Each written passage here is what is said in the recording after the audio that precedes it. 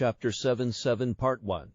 Early the next morning, at the gate to Miss Havisham's house, I had an unpleasant surprise. Orlick let me in. He told me that he was Miss Havisham's gatekeeper now. I felt worried and I went to see her at once. As I entered her room, I found that neither she nor her house had changed at all since my last visit more than a year ago. Then I noticed an elegant lady sitting next to Miss Havisham. When she looked up and I could see her face, I realized it was Estella.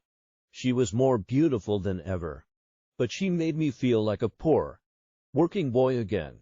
Has Estella changed much, Pip? Asked Miss Havisham.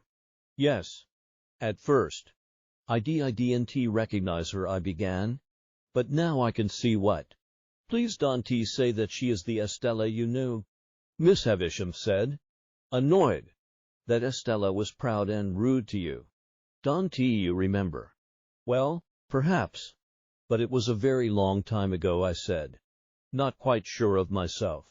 Estella agreed with Miss Havisham that she had been unkind to me.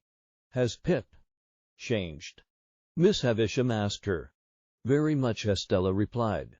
Miss Havisham laughed and told us to walk together in the garden as you have become a fine gentleman. I expect you have new friends, Estella said. The ones you had in the village wouldn't be good enough now, would they? I agreed with her. And at that moment, I made the decision not to see Joe again. Do you remember when you were cruel to me? I asked Estella. She looked at me in surprise. You made me sad then. I told her I don't remember, she replied. But, you know, I have no heart. I am neither kind nor good.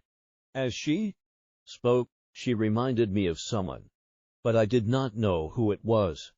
I forgot the idea, thinking instead how beautiful she was. But she was still so cold.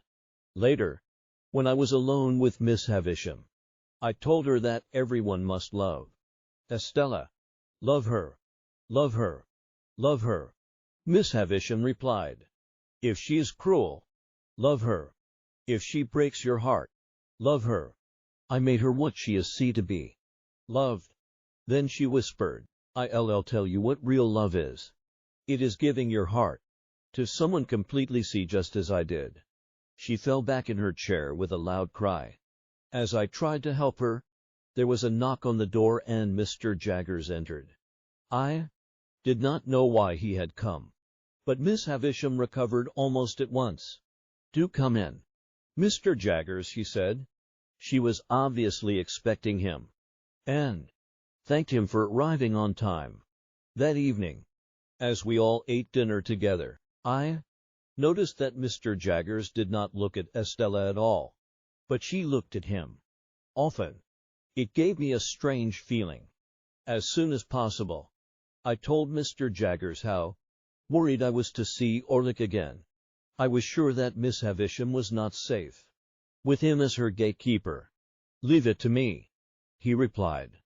And he promised to dismiss Orlick. Estella planned to visit London soon, and I had agreed to meet her off the coach when she arrived. I was secretly delighted and could not sleep that night. 3. 2.